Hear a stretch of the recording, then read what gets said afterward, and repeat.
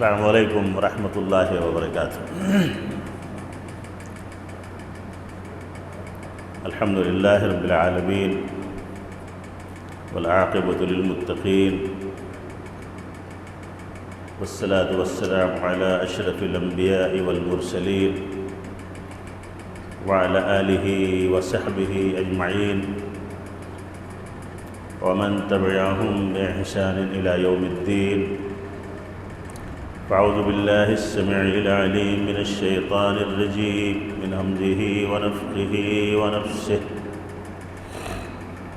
ومن أظلم ممن كذب على الله وكذب بالصدق إذ جاءه وليس في جهنم مثوى للكافرين والذي جاء بالصدق وصدق به أولئك هم المتقون لهم ما يشاءون عند ربهم ذلك جزاء المحسنين۔ وقال تبارك وتعالى في موضع آخر: قل يا عبادي الذين أسرفوا على أنفسهم لا تقنطوا من رحمة الله إن الله يغفر الذنوب جميعا إنه هو الغفور الرحيم وأنيبوا إلى ربكم وأسلموا له من قبل أن يأتيكم العذاب ثم لا تنصرون۔ رب اشرح لي صدري ويسر لي أمري واحلل عقدة من لساني يفقهوا قولي۔ سبحانك لا علم لنا إلا ما علمتنا إنك أنت العليم الحكيم۔ اللهم إني أسألك علما نافعا ورزقا طيبا وعملا متقبلا۔ 25واں روزہ مکمل ہوا۔ اللہ رب العالمین شرف قبولیت عطا فرمائے۔ جو بھی نیکیاں چھوٹے موٹے ہو رہی ہیں، رمضان المبارک بہت سرعت کے ساتھ گزر گیا، پتہ نہیں چلا۔ آخری مرحلے میں ہم ہیں۔ جتنا بھی بن جائے، جتنا بھی ہو جائے، اللہ رب العالمین ہمیں زیادہ سے زیادہ نیکیاں کمانے کی توفیق عطا فرمائے۔ اگلا رمضان کسی نصیب ہونا ہو ہم نہیں جانتے، بار بار میں اس بات کو دہرا رہا ہوں۔ اگلا رمضان کس نے دیکھا ہے، کسے معلوم ہے۔ آج کے درس میں 24ویں پارے کی چند آیتیں ہیں، منتخب آیات، اور 25ویں پارے کی چند منتخب آیات ہیں۔ ان آیات پہ روشنی ڈالنے کی کوشش کروں گا۔ اللہ رب العالمین مجھے بھی اور آپ کو بھی قرآنی آیات سمجھ کر کے اس کے مطابق اپنی زندگی کو گزارنے کی توفیق عطا فرمائے۔ تو پارہ نمبر 24 کی شروعات جو ہے یہ سورہ زمر کی آیت نمبر 32 سے ہوتی ہے۔ فمن ازلم، پارے کا نام کیا ہے؟ فمن ازلم، اس سے بڑا ظالم کون ہوگا؟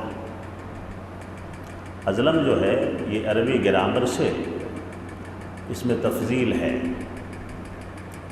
عربی گرامر کا دروازہ بند ہوتا ہے اکبر کے وزن پہ۔ اللہ کے لیے اکبر استعمال ہوتا ہے، یعنی اللہ سے بڑا کوئی نہیں، اللہ اکبر۔ اور وہی یہاں پہ ازلم یعنی اس سے بڑا ظالم، جس کے بابت اللہ رب العالمین یہاں بیان کر رہا ہے، اس سے بڑھ کر ظالم کون ہوگا جو اللہ پر جھوٹ باندھے۔ فمن اظلم ممن کذب علی اللہ، ہوگا اس سے بڑا کوئی جھوٹا؟ اللہ پہ جو جھوٹ باندھے اس سے بڑا جھوٹا کون ہو سکتا ہے؟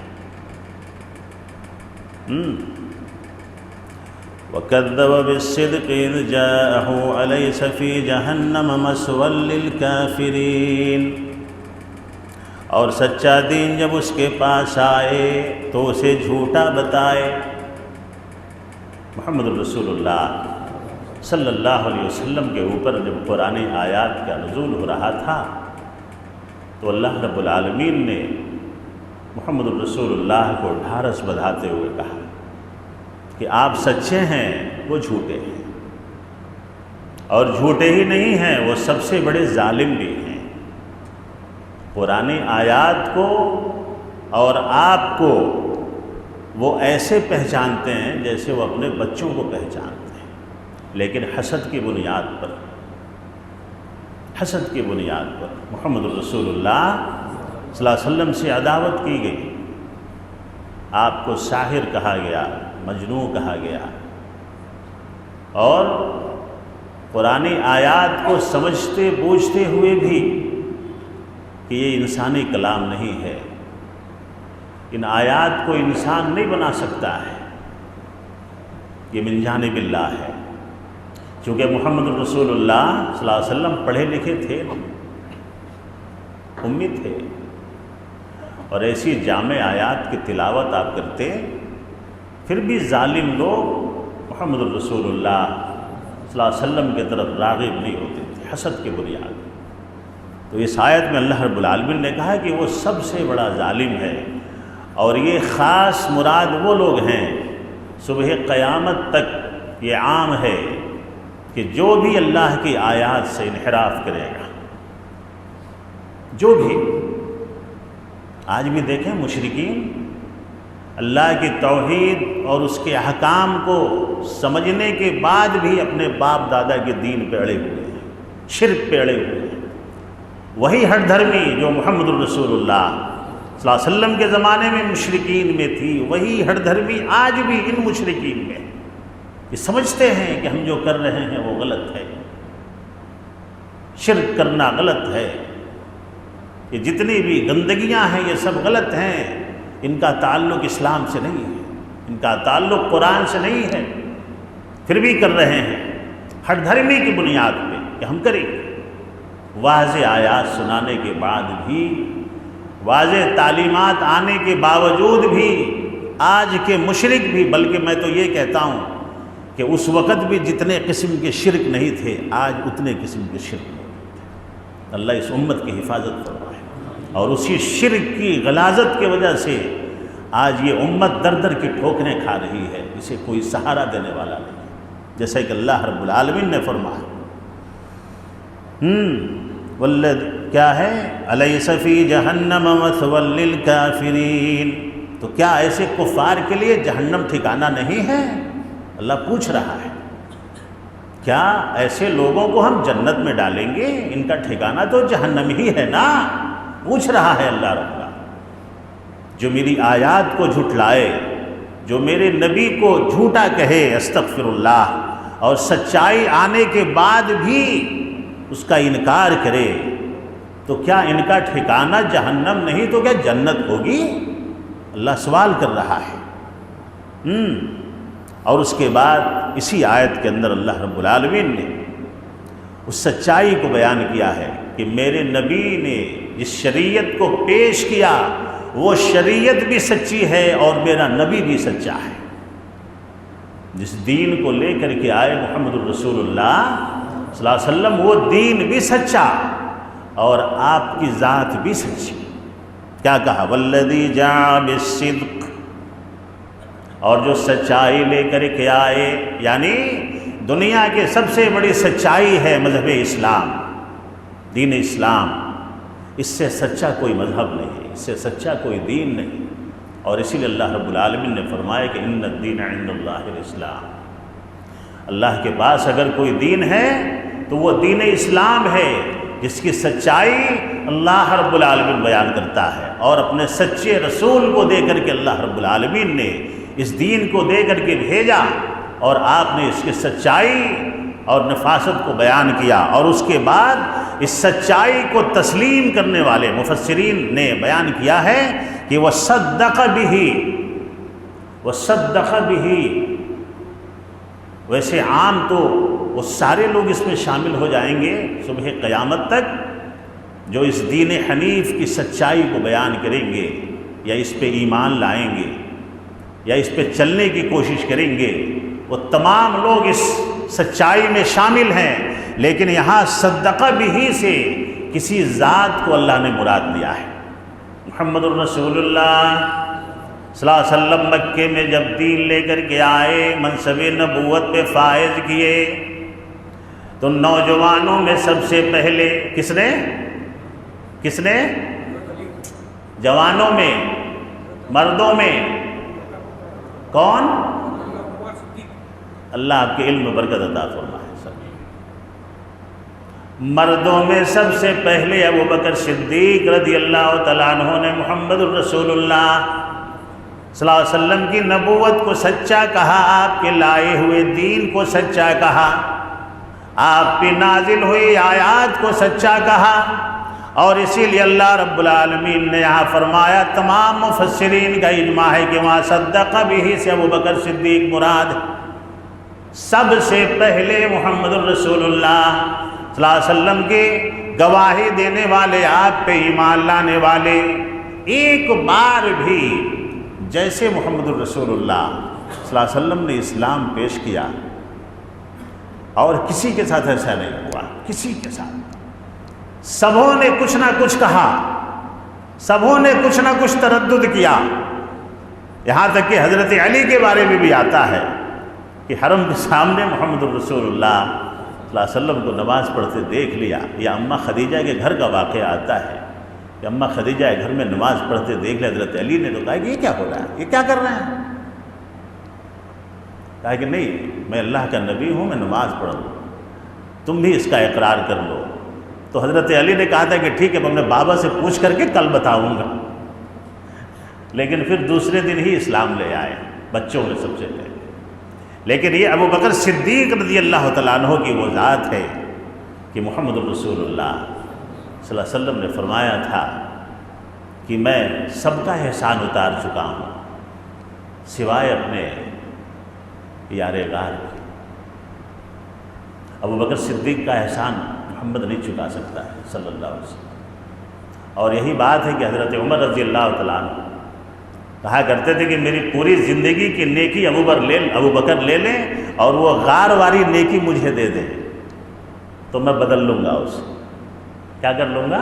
ایکسچینج کر لوں گا۔ اور اماں عائشہ نے پوچھا تھا نا، بارش ہو گئی، ستارے چمکنے لگے، رات کا موسم ہے، اماں عائشہ رضی اللہ عنہا نے محمد الرسول اللہ بارش جب ہو جاتی ہے اور ابر جب چھڑ جاتے ہیں تو آسمان میں بہت اچھی چمک پیدا ہو جاتی ہے، ستارے بہت چمکدار دکھتے ہیں نا، کبھی دیکھا ہے کیا پٹیل بھائی؟ ہاں، ستارے بہت خوبصورت دکھتے ہیں۔ اماں عائشہ نے پوچھا تھا کہ اللہ کے نبی، آسمان میں جتنے ستارے ہیں کیا اتنی نیکیاں کسی کی ہیں؟ تو آپ کا گمان تھا کہ میرے بابا کا نام لیں گے محمد الرسول اللہ۔ اللہ کے نبی نے کہا کہ ہاں، حضرت عمر کی نیکیاں۔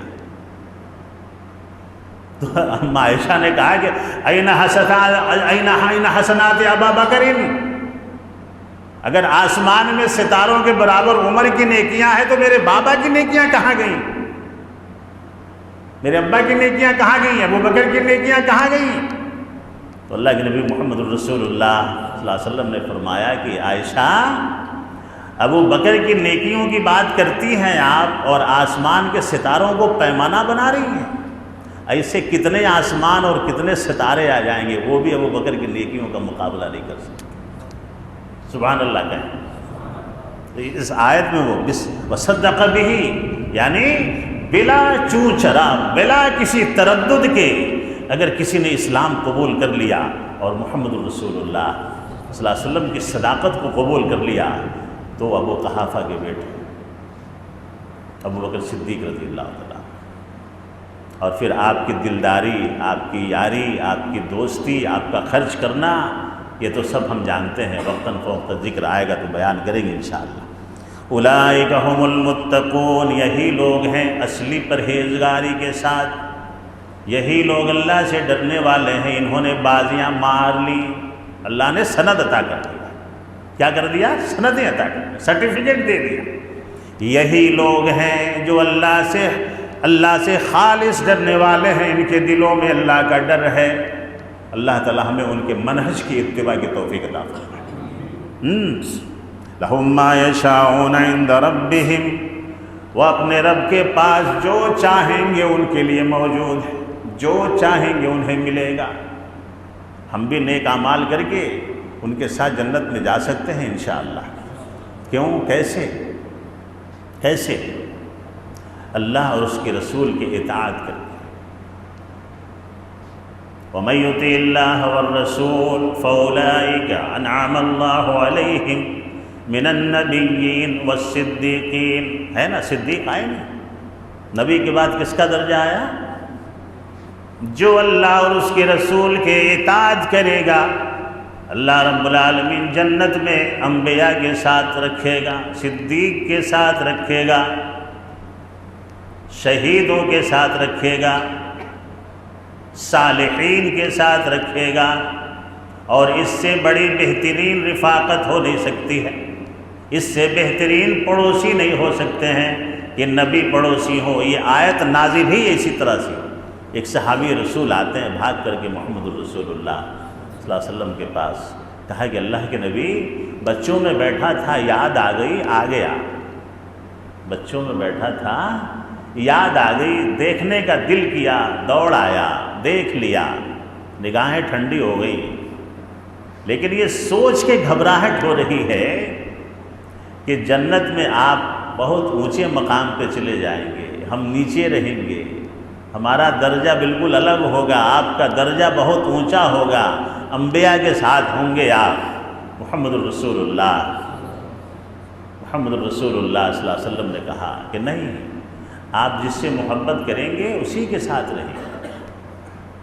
انت مع من احببت، کیا کہا محمد الرسول اللہ؟ انت مع من احببت، تو جس کے ساتھ محبت رکھے گا اسی کے ساتھ اللہ تجھے جنت میں رکھے گا۔ اللہ ہمیں محمد الرسول اللہ سے محبت کی توفیق عطا فرمائے، صحابہ کرام سے محبت کی توفیق عطا فرمائے۔ اور ابھی بیٹھے ہی تھے کہ یہ آیت نازل ہو گئی، کون سی؟ اللہ کے نبی نے آیت نہیں پڑھی، اللہ کے نبی نے یعنی حدیث بیان کیا کہ آپ جس سے محبت کریں گے اسی کے ساتھ اللہ آپ کو جنت میں رکھے گا۔ اور اسی پہ جبرائیل آ گئے اس آیت کو لے کر کے کہ جو اللہ اور اس کے رسول کی اطاعت کرے گا وہ جنت میں انبیاء کے ساتھ ہوگا، صدیق کے ساتھ ہوگا۔ خواہش رکھیں دل میں محمد الرسول اللہ صلی اللہ علیہ وسلم کو دیکھنے کی، کاش کہ ہم نے اپنے نبی کو دیکھ لیا ہوتا۔ یہ خواہش رکھنا بھی ایمان ہے، کیا ہے؟ اور صحابہ کرام کو دیکھنے کی خواہش، یہ بھی ایمان کا جز ہے۔ جس طرح محمد الرسول اللہ اپنے امت کو دیکھنے کی خواہش رکھتے تھے کہ کاش کہ میں پوری امت کو دیکھ لیتا، اسی طرح سے ہمارے اندر بھی یہ خواہش رکھنا یہ کسی بڑے نیکی سے کم نہیں ہے کہ اللہ ہمارے نبی کا دیدار کرا دے، کاش کہ ہم نے اپنے نبی کو دیکھ لیا ہوتا، یہ بھی نیکی ہے۔ اللہ نے کہا کہ لَهُم مَّا يَشَاءُونَ عِندَ رَبِّهِمْ ذَلِكَ جَزَاءُ الْمُحْسِنِينَ، اور یہی نیک لوگوں کا بدلہ ہے۔ احسان کرنا چاہیے۔ احسان کے تعلق سے، احسان کسے کہتے ہیں؟ احسان ایمان کا وہ جز ہے جس کا مقابلہ کوئی بھی عبادت نہیں کر سکتی ہے۔ جانتے ہیں جبرائیل نے آ کر کے حدیث جبرائیل کے اندر احسان کے تعلق سے، جو حدیث جبرائیل ہے لمبی حدیث ہے، اخبرنی عن الاسلام اخبرنی عن الایمان، یعنی اسی میں حضرت جبرائیل نے محمد الرسول اللہ صلی اللہ علیہ وسلم سے کہا تھا اخبرنی عن الاحسان یا رسول اللہ صلی اللہ علیہ وسلم، احسان کے تعلق سے بتائیں کیا ہے؟ یہی ہے محسنین، یعنی زندگی ایسے گزرے کہ رب ہمیشہ دیکھ رہا ہے، ہم تو نہیں دیکھ رہے ہیں۔ ان تعبد اللہ کأنک تراہ فإن لم تکن تراہ فإنہ یراک، یہ احسان ہے کہ تو اللہ کی عبادت ایسے کر جیسے کہ تو تیرے رب کو دیکھ رہا ہے۔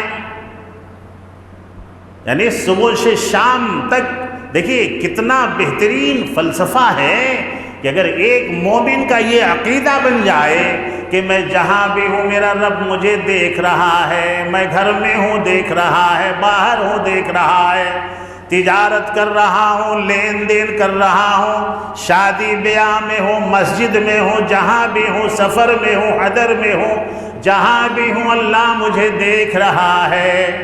تو بتائیے اس کی زندگی کتنی بہترین گزر سکتی ہے؟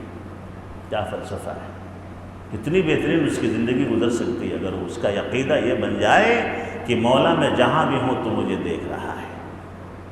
اللہ ہمیں اسی طرح سے، اور یہی ہے ذالک جزاء المحسنین، یہی محسنین کا بدلہ ہے۔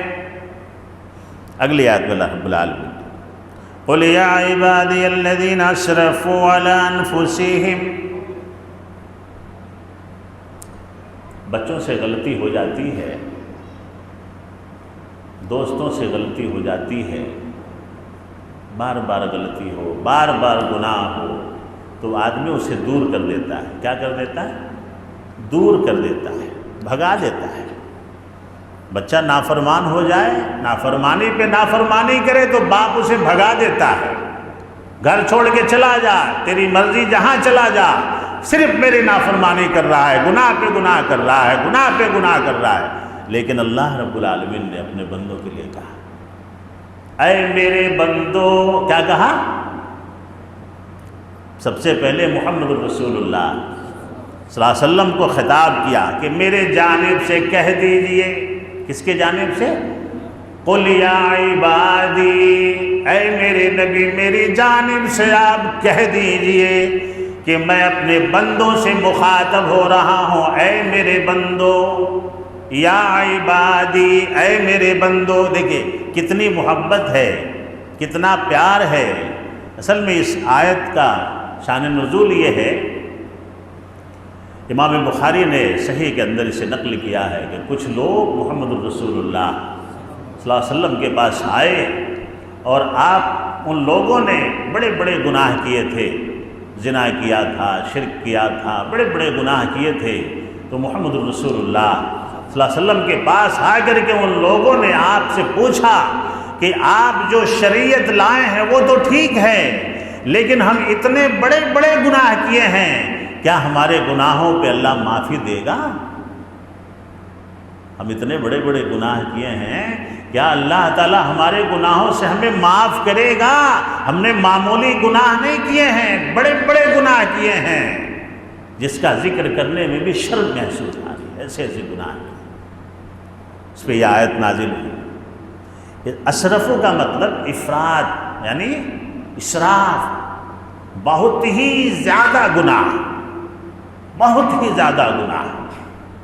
اللہ نے فرمایا یا عبادی الذین اسرفوا علی انفسہم، جنہوں نے اپنے نفسوں پہ بہت زیادہ ظلم کر لیا ہے، بہت زیادہ گناہ کر لیا ہے، بہت زیادہ معاصیات کے دلدل میں پھنس گئے ہو، لا تقنطوا من رحمت اللہ، اللہ کی رحمت سے مایوس نہ ہو۔ اللہ اپنی طرف، اپنی رحمت کی طرف دعوت دے رہا ہے، تمہارا گناہ بڑا نہیں، میری رحمت بڑی ہے، تمہارے گناہ بڑے نہیں، میری مغفرت بڑی ہے، آؤ میرے سامنے بیٹھ کر کے توبۃ النصوحہ کر لو، توبہ نصوح کر لو، میں تمہاری زندگی بھر کے گناہوں کو معاف کرنے بیٹھا ہوں۔ کبھی بھی اپنے گناہوں کی وزن کو نہیں دیکھنا چاہیے، لیکن جیسے موقع ملے اللہ کے دربار میں اپنے گناہوں سے خالص توبہ کرنا چاہیے۔ اللہ رب العالمین ہمارے توبہ کو قبول کرے گا۔ اللہ خود ہی دعوت دے رہا ہے، ان اللہ یغفر الذنوب جميعا انہ هو الغفور الرحیم۔ اللہ رب العالمین تمام گناہوں سے مغفرت دینے والا ہے، لیکن ایسا نہیں ہونا چاہیے کہ گناہ پہ گناہ کیے جا رہے ہیں، توبے پہ توبہ کیا جا رہے ہیں۔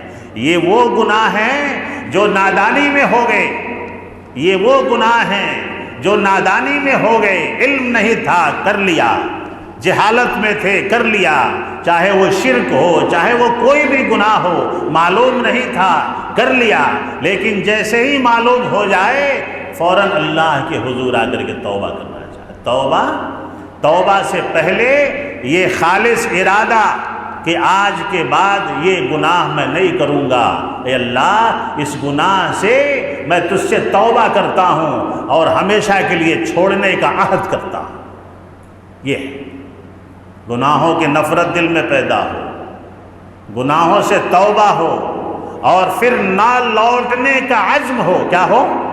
جس گناہ سے ہم توبہ کر رہے ہیں اس گناہ کی طرف دوبارہ نہ لوٹنے کا عزم مصمم ہو کہ اے مولا ایک بار معاف کر دے، پھر یہ گناہ نہیں کروں گا انشاءاللہ۔ اللہ ہمیں اپنے گناہوں سے توبہ کرنے کی توفیق عطا فرمائے۔ اور جانتے ہیں نا اللہ تعالیٰ سے جو توبہ کرتا ہے، جو اللہ تعالیٰ سے معافی مانگتا ہے، اللہ کتنا پسند ہے، اللہ کتنا خوش ہوتا ہے۔ اس خوشی کی انتہا نہیں ہے اللہ جتنا خوش ہوتا ہے۔ اس کے بعد اللہ نے فرمایا وَأَنِيبُوا إِلَىٰ رَبِّكُمْ، اور جھک جاؤ اپنے رب کی طرف۔ گناہ کر لیا، معافی مانگ لی، توبہ کر لو، میں معاف کر دوں گا، اور اس کے بعد پھر ثواب کا اور نیکی کا راہ نہ چھوڑو، نیکی کی راہوں پہ جم جاؤ۔ انیبوا الی ربکم واسلموا لہ، اللہ کی طرف جھک جاؤ اور اس کے تعمیل میں زندگی گزارنے کی کوشش کرو۔ یعنی جب پاکی صفائی ہو جائے تو پھر اس گندگی کے دلدل میں نہ جاؤ۔ اللہ رب العالمین کہہ رہا ہے میں تمہارے تمام گناہوں کو معاف کر دوں گا، لیکن ایسا نہیں کہ شرک سے توبہ کر لیا، بدعت سے توبہ کر لیا، شراب سے توبہ کر لیا، بڑے بڑے گناہ سے توبہ کر لیا اور پھر ادھر ہی لوٹ گئے، توبہ کرنے کے بعد پھر لوٹ گئے۔ اسی لیے اللہ رب العالمین نے کہا توبہ کرنے کے بعد اللہ رب العالمین تمہارے تمام گناہوں کو معاف کر دے گا، یہ اللہ کا وعدہ ہے۔ لیکن جب گناہ معاف ہو جائیں تو اللہ کے دربار کی طرف لوٹ جاؤ، جھک جاؤ، جھکا لو اپنے آپ کو اللہ کی طرف، پھر گناہ کی طرف نہ جاؤ، معاشیات کی طرف نہ جاؤ۔ اس کے بعد اللہ نے کہا من قبل ان یاتیکم العذاب ثم لا تنصرون، اور سب جان بوجھ کر کے، جانے بوجھے اگر تم نے اللہ کے عذاب کو دعوت دیا، اللہ سے توبہ نہیں کیا، اللہ سے معافی نہیں مانگی، گناہ پہ گناہ کرتے چلے گئے، معلوم ہونے کے بعد بھی کہ اللہ معاف کرنے والا ہے، اللہ توبہ کو قبول کرنے والا ہے، تم نے توبہ نہیں کیا، اکڑ گئے شیطان کی طرح۔ کس طرح؟ کون اکڑ گیا تھا؟ بولیں؟ شیطان کو معلوم تھا کہ میں نے گناہ کیا ہے لیکن اکڑ گیا وہ۔ اور اللہ کے بندوں کی یہ صفت ہے کہ جب گناہ سرزد ہو جاتا ہے تو اکڑتے نہیں ہیں، جھک جاتے ہیں۔ اسی لیے اللہ نے کہا انیبوا الی ربکم، گناہ کرنے کے بعد اگر تمہیں معلوم ہو جائے کہ یہ گناہ ہے تو فوراً توبہ کر کے رب کی طرف جھک جاؤ، اللہ تمہیں عزت بخش دے گا انشاءاللہ۔ اور اگر تم نے گناہ سے توبہ نہیں کیا، تم نے اللہ سے مغفرت نہ چاہی اور گناہ پہ گناہ کرتے چلے گئے، اللہ نے کہا کہ تمہارے اوپر اللہ کا جب عذاب نازل ہو جائے گا تو تمہارا توبہ کرنا کام نہیں آئے گا۔ جب اللہ کا عذاب پکڑ لے، فرعون جب ڈوبنے لگا تو اس کا ایمان کام آیا؟ فرعون جب ڈوبنے لگا تو اس کا عذاب کام آیا؟ قوم لوط پہ جب عذاب آیا تو ان کا اللہ کا نام لینا کام آیا؟ قوم عاد پہ جب عذاب آیا تو کام آیا؟ نہیں۔ جب اللہ کا عذاب نازل ہونے لگے اس وقت توبہ کا دروازہ بند ہو جاتا ہے۔ اور وہی اللہ نے کہا کہ اس سے پہلے اللہ سے توبہ کر لو، اللہ کی طرف جھک جاؤ، چاہے تمہارے گناہ کتنے بھی بڑے ہوں اللہ معاف کر دے گا، لیکن اگر اس سے پہلے اللہ کا عذاب آ جائے ثم لا تنصرون، تمہاری مدد نہیں کی جائے گی۔ جب اللہ کا عذاب پکڑ لے تو پھر مدد نہیں کی جائے گی۔ اس کے بعد اللہ رب العالمین نے کافروں کے تعلق سے جہنم میں جیسے کافر جانوروں کی طرف ہانکے جائیں گے، چلائے جائیں گے، یعنی جہنم کے داروغہ، جہنم کے جو نگہبان ہوں گے وہ چلائیں گے، جانوروں کی طرح ہانکیں گے ان کو۔ اللہ رب العالمین اور ان سے پوچھیں گے، یاد دلائیں گے، کیا تمہارے سامنے اللہ کی آیتیں نہیں بیان کی گئی؟ کیا تمہارے سامنے دین نہیں سمجھایا گیا؟ جنت کے بارے میں نہیں بتایا گیا؟ جنت جہنم کے بارے میں نہیں ڈرایا گیا؟ ڈرایا گیا کہ نہیں ڈرایا گیا؟ سوال کریں گے، پیچھے ماریں گے، ہانکیں گے، سوال کریں گے۔ آج بدبختوں، دنیا میں تمہیں کتنا سمجھایا گیا، تمہارے سمجھ میں بات نہیں آتی تھی، نہیں آتی تھی۔ وَسِيقَ الَّذِينَ كَفَرُوا إِلَى جَهَنَّمَ زُمَرًا، گول در گول، جماعت در جماعت، اللہ سے کفر کرنے والی، شرک کرنے والی جماعت کو جنت کی طرف ہکایا جائے گا۔ ہکانا، ہانکنا جانوروں کے لیے استعمال ہوتا ہے، انسان کو چلایا جاتا ہے، اور اسی لفظ کا ترجمہ جنتیوں کے لیے چلائے جانے کے معنی میں ہے۔ کیا ہے؟ چلایا جائے گا۔ لیکن یہاں پہ مشرکین کے بارے میں، کفار کے بارے میں اللہ نے کہا کہ جب جہنم کی طرف ان کے جماعت کو، گروہ کو ہانکا جائے گا جانوروں کی طرح، جہنم کے پورے دروازے کھل جائیں گے۔ کیا ہوگا؟ جب یہ جہنم کے دروازوں تک پہنچیں گے، جنت کے تمام دروازے کھل جائیں گے، کھول دیے جائیں گے۔ حتیٰ اذا جاؤوها فتحت ابوابها وقال لهم خزنتها الم يأتكم رسل منكم يتلون عليكم آيات ربكم وينذرونكم لقاء يومكم هذا۔ جہنم کے دروازے کھل جائیں گے، ان کی پٹائی ہوگی، جہنم کے داروغہ ان سے پوچھیں گے الم یاتکم رسل منکم یتلون علیکم آیات ربکم، کیا تمہارے پاس ڈرانے والے نہیں آئے تھے؟ اس جہنم سے ڈرانے والے نہیں آئے تھے؟ کیسے آ گئے؟ کیسے پہنچ گئے یہاں؟ وہ کہیں گے قالوا بلا، اقرار بھی کریں۔ اللہ اس بری جگہ سے سب کی حفاظت فرمائے۔ بہت بری جگہ ہے، بہت بری جگہ ہے۔ لوگ کہتے ہیں نا کہ اپنے عذاب کا عذاب، اپنے گناہ کا عذاب جھیل کر کے لوگ پھر جنت میں چلے جائیں گے۔ کیا جھیل پائیں گے؟ اندازہ کریں۔ اللہ تعالیٰ اس بری جگہ سے بچنے کی توفیق عطا فرمائے، اعمال صالحات کرنے کی توفیق عطا فرمائے، اور شرک سے بالکل اللہ بچنے کی توفیق عطا فرمائے۔ مشرک کے لیے کوئی چانس نہیں، کافر کے لیے، مشرک کے لیے کوئی چانس نہیں۔ قالوا بلا ولكن حقت كلمة العذاب على الكافرين، کہیں گے بالکل درست ہے، آئے تھے، ڈراتے بھی تھے، جہنم کے بارے میں بتاتے بھی تھے، لیکن ہائے رے ہماری بدبختی، ہمیں جہنم کے عذاب پہ یقین نہیں ہوا۔ ہم ایسے ہی سمجھ رہے تھے کہ کوئی کہانی ہوگی، کوئی قصہ ہوگا، مولانا لوگ سنا رہے ہیں، سب کو ہم نے جھٹلایا، جہنم پہ یقین نہیں تھا، جہنم کے عذاب پہ یقین نہیں تھا، لیکن آج اپنی آنکھوں سے دیکھ لیا، آج اللہ کا عذاب ہم پر ثابت ہو گیا۔ کوئی ہوگا سفارش کرنے والا جب جہنم کے دروازے پہ پہنچ جائیں گے؟ کیا ہولناک۔ اللہ تعالیٰ نیک اعمال کرنے کی توفیق عطا فرمائے۔ وَلَكِنْ حَقَّتْ كَلِمَةُ الْعَذَابِ عَلَى الْكَافِرِينَ قِيلَ ادْخُلُوا أَبْوَابَ جَهَنَّمَ خَالِدِينَ فِيهَا، کہا جائے گا جہنم کے دروازوں میں داخل ہو جاؤ، جہنم کے ابواب، جہنم کے پورے دروازوں میں داخل ہو جاؤ، ہمیشہ کے لیے داخل ہو جاؤ، ہمیشہ کے لیے داخل ہو جاؤ۔ فَبِئْسَ مَثْوَى الْمُتَكَبِّرِينَ، اور اس کے بعد کہا گیا کہ یہ جہنم سرکشوں کے لیے بہت برا ٹھکانہ ہے، بہت بری جگہ ہے۔ ابھی موقع ہے کہ نہیں؟ نہیں بول رہے ہیں، ڈر گئے نہیں؟ ڈرنا ہے، اللہ کے عذاب سے ڈرنا، اللہ سے ڈرنا۔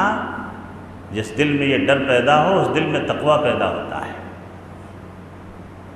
اور جو دل بے خوف ہے، جس کے دل میں ڈر نہیں ہے، اس کا مطلب اس دل میں اس کا خیال نہیں، وہ اس کے بارے میں سوچتا نہیں ہے۔ اور یہ مومن کا خاصہ ہے کہ وہ اپنی آخرت کے بارے میں ہمیشہ تیاری کرتا ہے، آخرت کے بارے میں ہمیشہ سوچتا ہے، اللہ کے جہنم سے، عذاب سے پناہ مانگتا ہے، اور اللہ کی نعمتوں کا سوال کرتا ہے۔ یہ مومن کا خاصہ ہے۔ اس کے بعد اللہ رب العالمین نے فرمایا کہ کچھ نیک لوگ جو جماعت کی شکل میں جنت کی طرف چلائے جائیں گے، ان کا بھی نقشہ کھینچا۔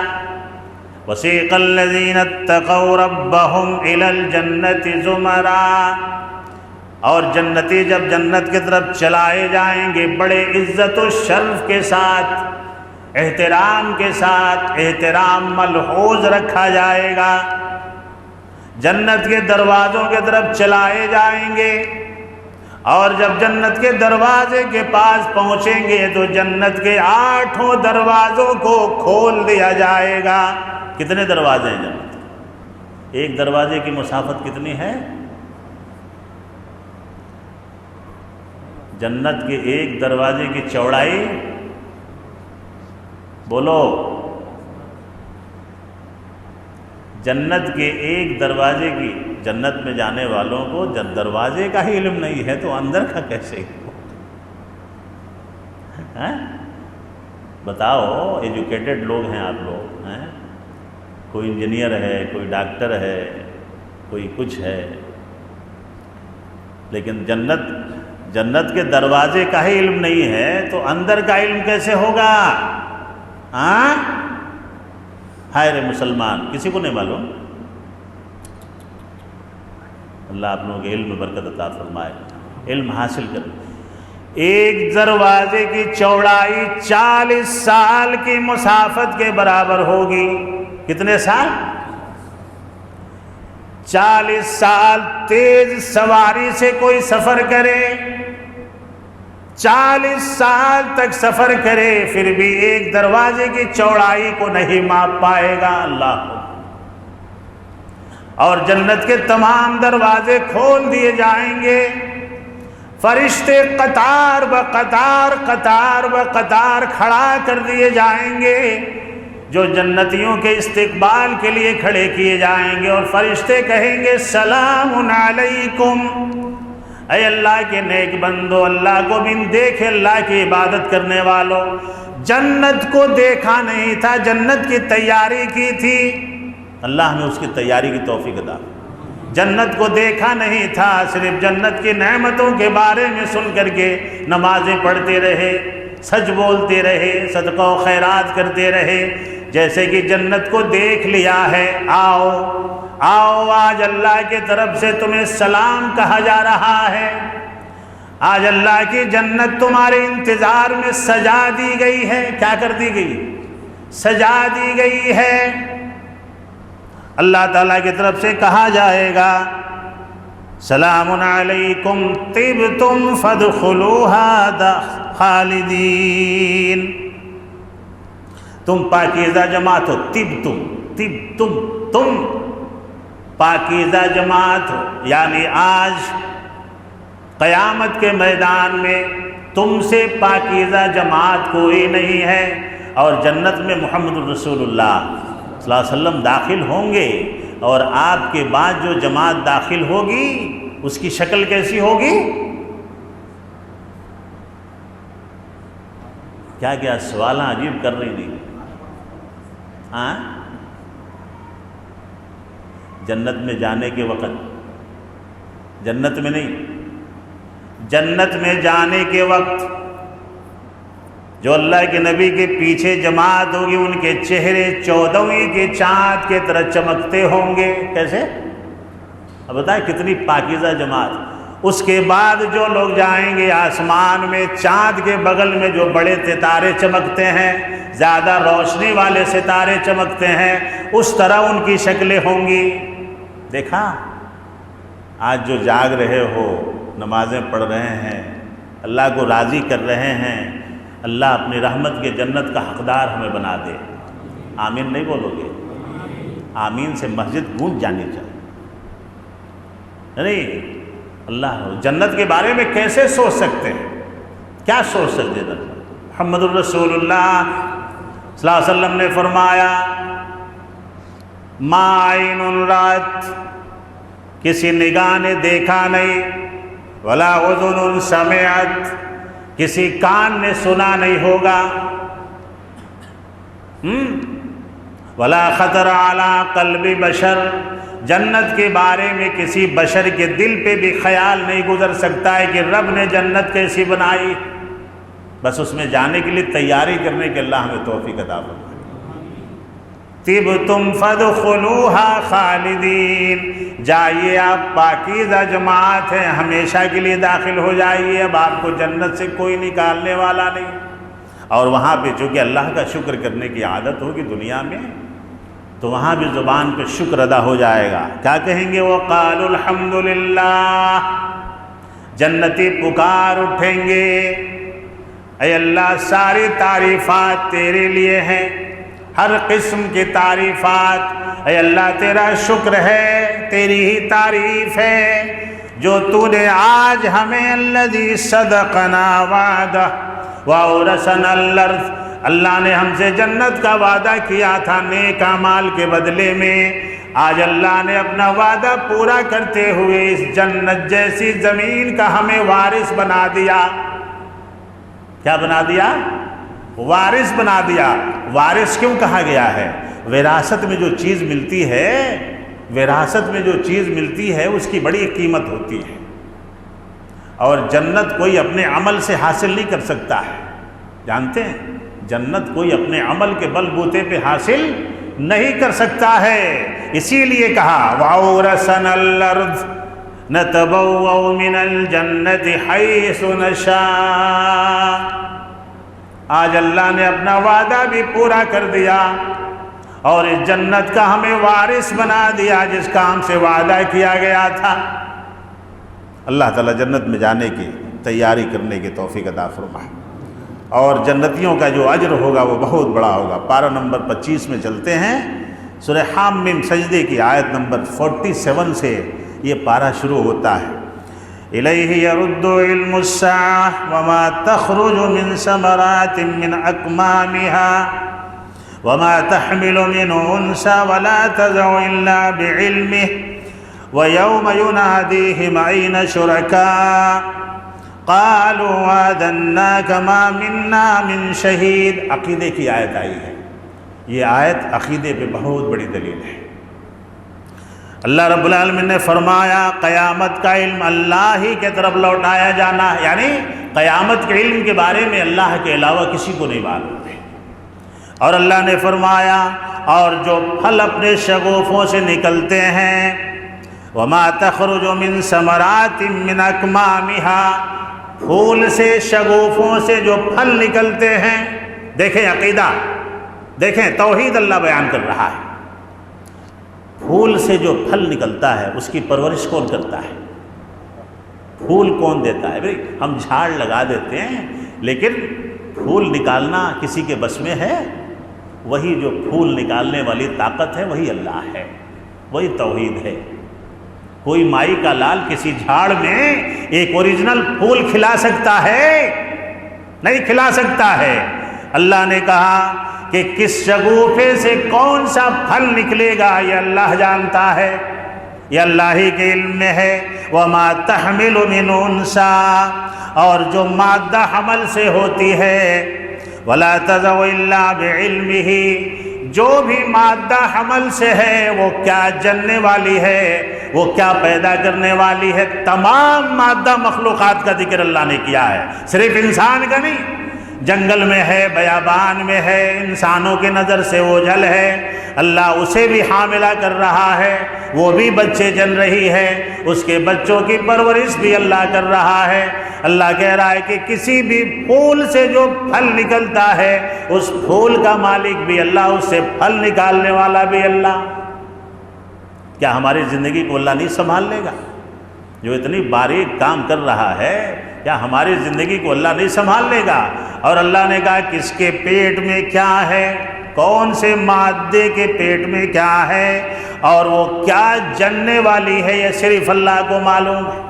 کیا جننے والے سے مراد، اگر انسانی تخلیق پہ آئیں گے تو یہ بحث لمبی ہو جائے گی۔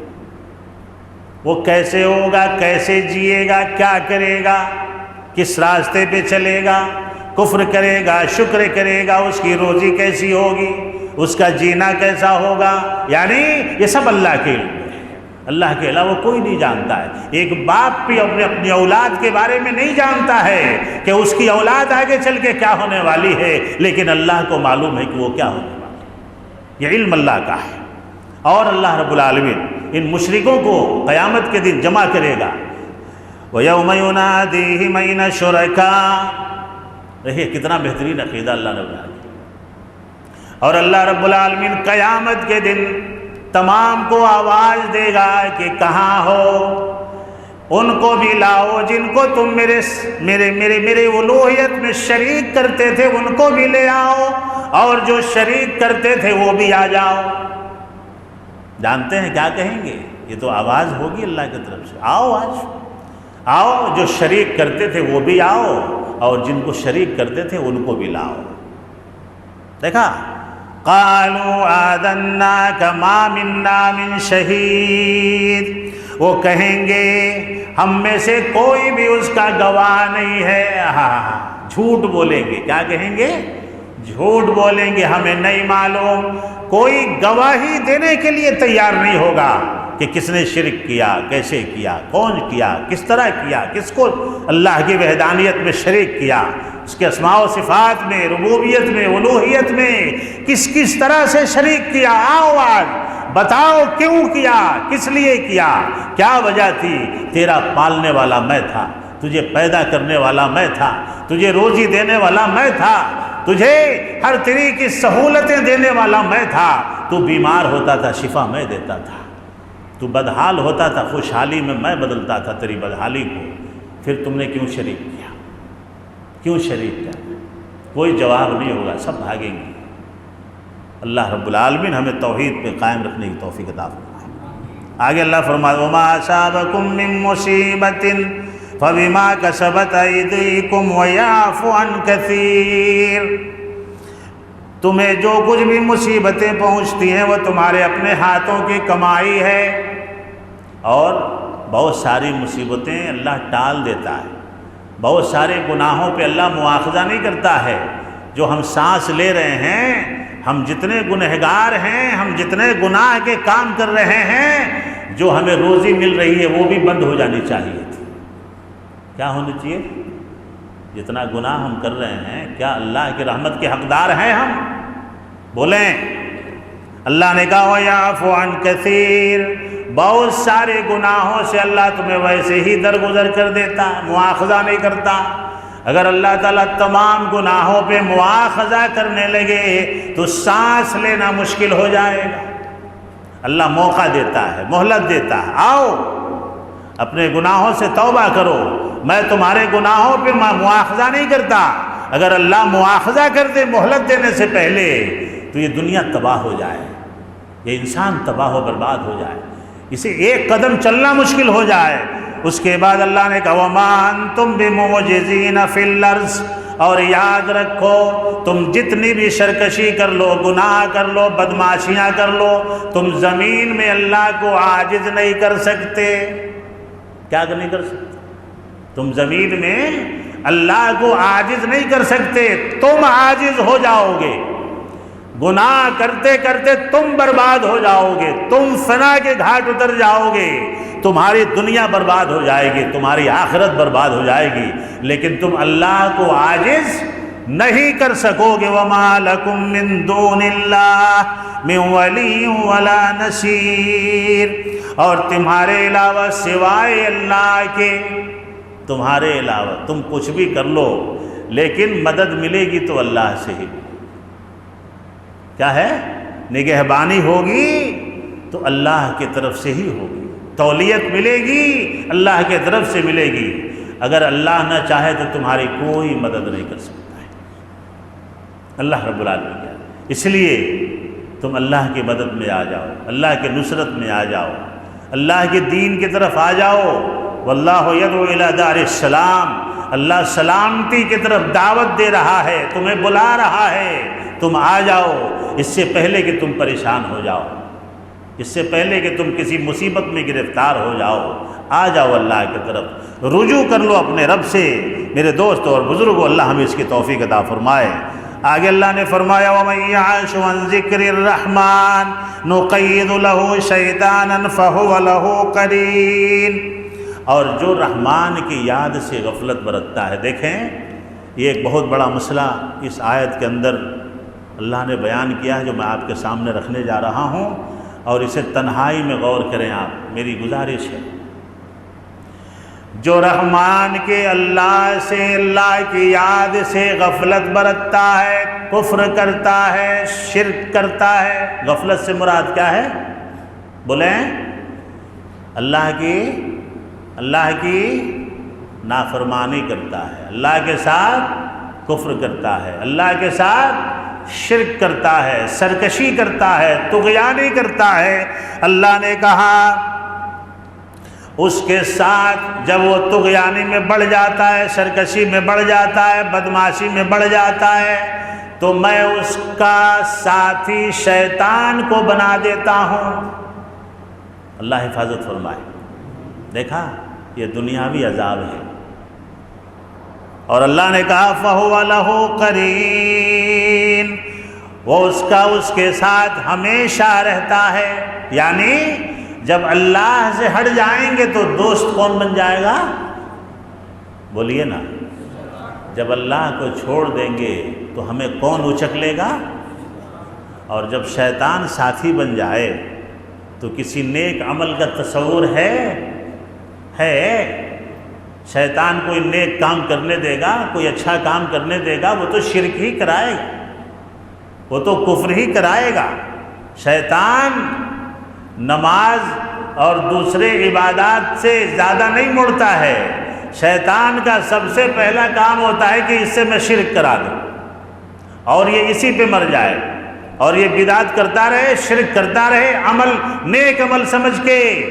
اور یہ جب نیک عمل سمجھ کے کوئی کام کرے گا تو وہ اس سے توبہ نہیں کرے گا۔ کیا نہیں کرے گا؟ نیک عمل سمجھ کے اگر کوئی مزار پہ جا رہا ہے، درگاہ پہ جا رہا ہے، بدعت کر رہا ہے، غیر اللہ کے نام سے کھانے کھلا رہا ہے، بڑے بڑے گناہ کے کام کر رہا ہے، تو جب نیکی سمجھ کے وہ کر رہا ہے تو وہ اس سے توبہ کرے گا۔ اور شیطان نیکی کے نام پہ بڑے بڑے گناہ اس لیے کراتا ہے کہ یہ اسے نیکی سمجھتے ہوئے مر جائے، اس سے توبہ نہ کرے، اور اس پہ ہمیشہ کے لیے جہنم حرام ہو جائے۔ کیا ہو جائے؟ ہمیشہ کے لیے جہنم حرام ہو جائے۔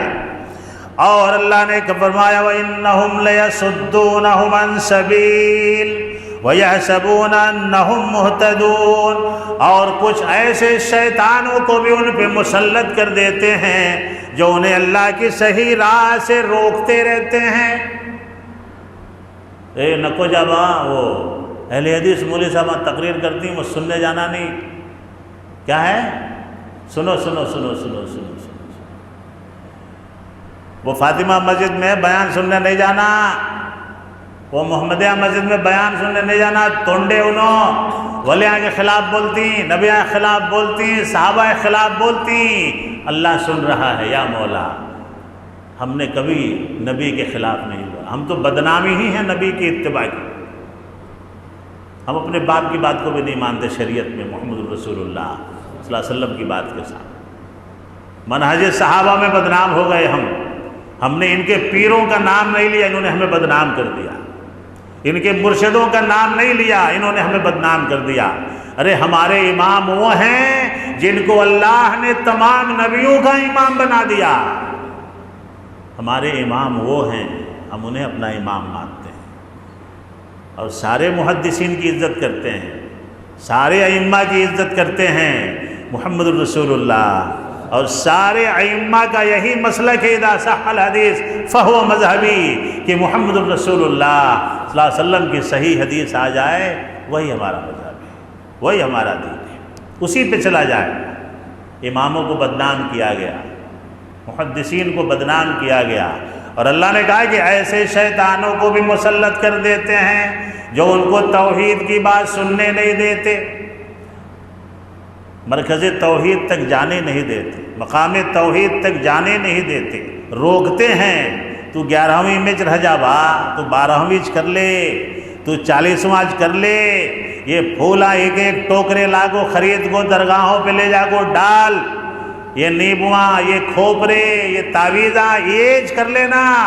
وہ تنڈیاں کے پاس نہیں جانا، انہوں اللہ کے سامنے جھکنے کی دعوت دیتی. اور تو محمد رسول اللہ صلی اللہ علیہ وسلم کس کے سامنے جھکنے کی دعوت دینے آئے تھے؟ ہم اللہ کے سامنے جھکنے کی دعوت دے رہے ہیں، تو اللہ کے نبی کس کے سامنے جھکنے کی دعوت دینے آئے تھے؟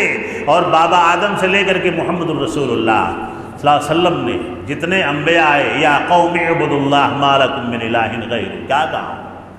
اے میری قوم، اس اللہ کی عبادت کرو، اس کے سامنے جھکو جس کے علاوہ کوئی معبود نہیں، کوئی تمہارا معبود نہیں. اللہ نے کہا کہ جب تم سرکش ہو جاؤ گے، شیطان کے دوست ہو جاؤ گے، تو کچھ ایسے شیطانوں کو بھی ہم تمہارے اوپر مسلط کر دیتے ہیں جو تم کو مرکز توحید کی طرف جانو. وما لکم، اور اس کے بعد کیا کہا؟ وَيَحْسَبُونَ أَنَّهُمْ مُهْتَدُونَ، اور اس پہ گمان یہ ہے کہ ہم شرک کرنے والے ہیں، ہم ہی ہدایت یافتہ ہیں. وہ کیا سمجھتے ہیں؟ دیکھو نا کتنی باریکی کو اللہ نے بیان کیا ہے. شرک کرنے والے کیا سمجھتے ہیں کہ ہم ہی ہدایت پہ ہیں. اور مشرک کی سب سے بڑی پہچان ہے کہ وہ موحد کو گالی دیتا ہے. کیا دیتا ہے؟ بولیں، مشرک کی سب سے بڑی پہچان کیا ہے؟ کہ وہ موحد کو گالی دیتا ہے. اور جب شیطان کے چنگل میں اللہ ڈال دے تو کوئی کام نہیں آ سکتا. شیطان کیا کرائے گا؟ اچھے کام تو کرائے گا. میرے دوست اور بزرگوں، جب یہ قیامت میں ملیں گے ایک دوسرے سے، قیامت کے دن ان کی ملاقات ہوگی جہنم میں. کہاں ہوگی؟ جانتے ہیں کیا کہیں گے؟ حتی اذا جاءنا، جب یہ ہمارے پاس آئیں گے. اللہ کہہ رہا ہے جب یہ ہمارے پاس آئیں گے تو جانتے ہیں کیا کہیں گے؟ قال یا لیت بینی و بینک بعد المشرقین، ہٹ جا، دور ہو جا، اللہ تعالیٰ تیرے اور میرے درمیان مشرق و مغرب کی دوری فرما دے. میں تجھے دیکھنا نہیں چاہتا، تو نے پھنسا دیا مجھے، سپڑا دیا مجھے، توحید و سنت سے دور کر دیا. اے اللہ آج میرے اور اس کے درمیان مشرق و مغرب کی دوری فرما دے.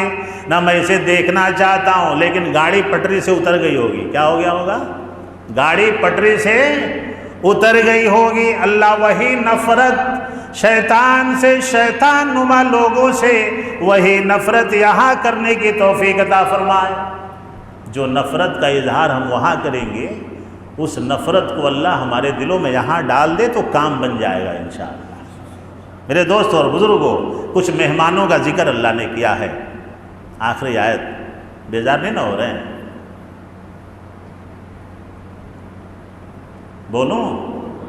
ہاں، کچھ مہمانوں کا ذکر اللہ نے سورہ دخان میں کیا ہے. ان کی مہمانی ہوگی.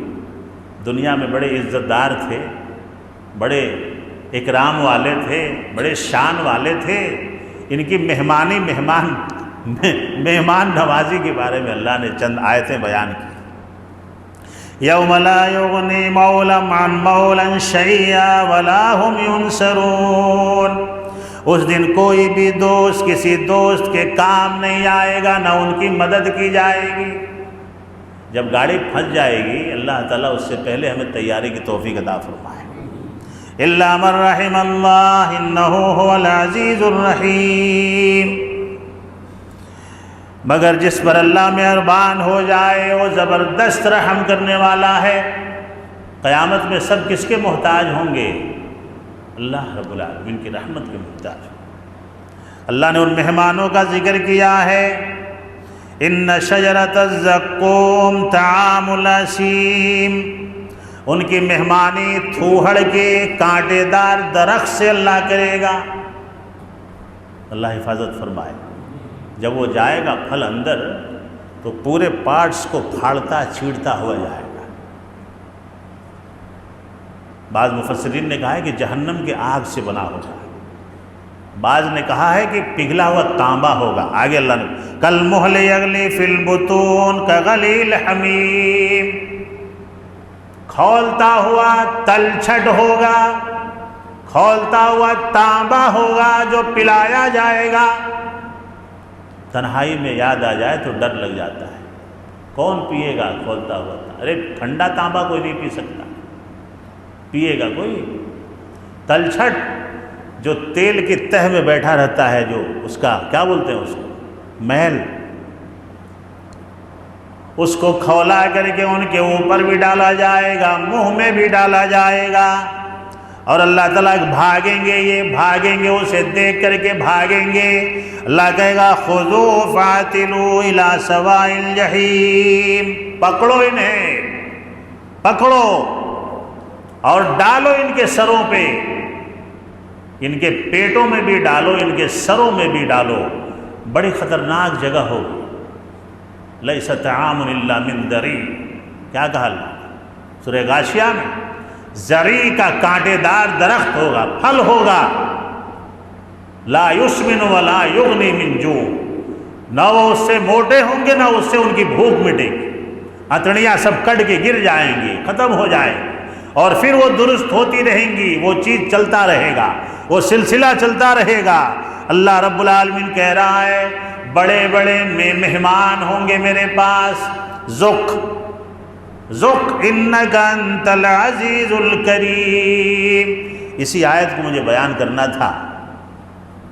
کہا جائے گا چکھتا جا، کھاتا جا، چکھتا جا، ذق کا مطلب ہوتا ہے یہ امر ہے، یعنی ذائقے سے ہے، چکھتے جاؤ، مزے لیتے جاؤ، خون کے مزے لو، پیپ کے مزے لو، زری کے مزے لو، تھوہڑ کے مزے لو، کھولتے ہوئے پانی کا مزہ لو، کھولتے ہوئے تیل کا مزہ لو، تلچھٹ کا مزہ لو۔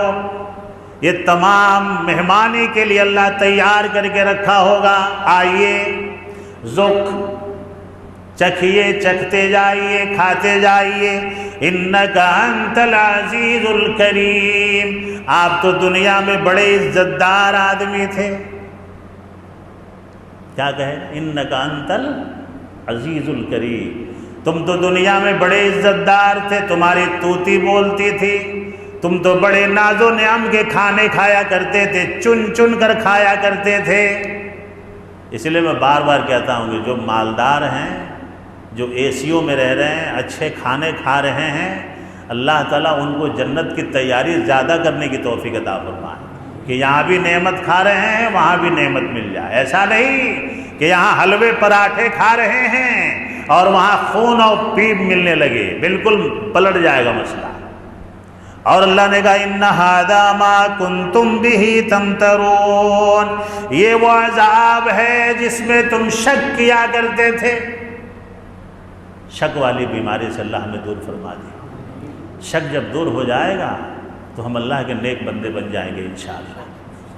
شک بہت بری چیز ہے، اور اللہ نے یہی کہا ان ھذا ما کنتم بہ تمترون، اسی پہ تمہیں شک تھا نا، آج دیکھ لیا نہیں تم نے، آج یہ ساری چیزیں تمہارے حاضر ہیں کہ نہیں سامنے۔ بہرکیف اللہ رب العالمین کے عذاب کو جھیلنے کی طاقت کسی میں نہیں ہوگی۔ اللہ سے دعا کریں کہ مولا کریم ہمیں آخرت کی کامیابی کی توفیق عطا فرما، ہمیں سے اعمال کرنے کی توفیق عطا فرما جو تیری رحمت کی رضے کی جنت میں داخل کر دے، تیرے غضب کے عذاب سے ہمیں بچا دے۔ اے اللہ ہمیں نیک بن کر دنیا میں زندگی گزارنے کی توفیق عطا فرما، آخرت کا توشہ تیار کر رکھنے کی توفیق عطا فرما۔ موت کا فرشتہ کب آئے، کہاں آئے، کیسے آئے ہم نہیں جانتے ہیں، ہم ہمیشہ تیار رہیں۔ اللہ ہمیں اس کی توفیق عطا فرمائے۔ مولا جو بھی چھوٹی موٹی عبادتیں ہو رہی ہیں اس مبارک مہینے میں، ان عبادتوں کو ہم سے قبول فرما، اور مزید جو ایام بچ گئے ہیں ان ایام کی قدردانی کرتے ہوئے ہمیں زیادہ سے زیادہ نیک اعمال کرنے کی توفیق عطا فرما، آمین۔ وآخر دعوانا الحمدللہ رب العالمین۔ السلام علیکم ورحمۃ اللہ وبرکاتہ۔